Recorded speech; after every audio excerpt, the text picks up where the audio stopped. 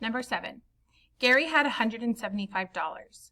Then he spent $17 on a fish tank. Which number line represents one way to determine the amount of money Gary has left? Okay, so we know that he had $175 and then he spent $17. And I want to figure out the amount of money Gary has left. Well, if I'm looking at these number lines,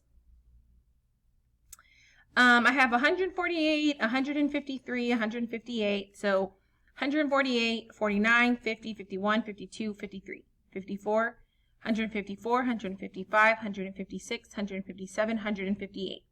Okay, so the little tick marks in between are counting by ones.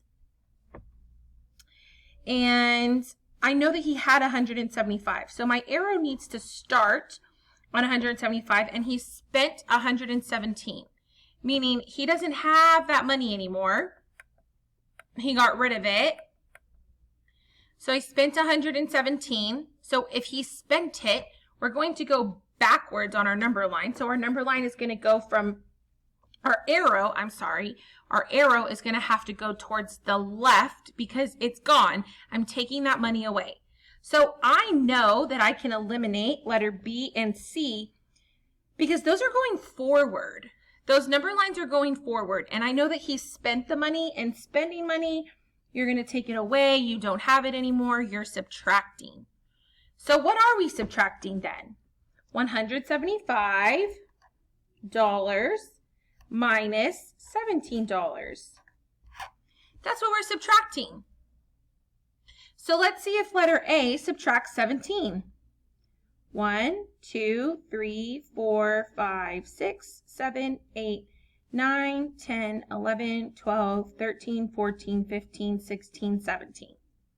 Does it start on 175? That's what we also have to look at. 173, 174, 175, right here. That is 175. So let's look at this one. Letter D. 172, 173, 174, 175. And I want to subtract 17. 1, 2, 3, 4, 5, 6, 7, 8, 9, 10, 11, 12, 13, 14, 15, 16, 17, 18. That is minus 18. This one was minus 17. The correct answer is letter A. If you're making corrections on this, I want you to go, or we're all making corrections on this, I want you to go subtract 175 and 117, and I want you to do it using your base 10 blocks. So you would draw out 175 and then take away 17 and regroup where needed.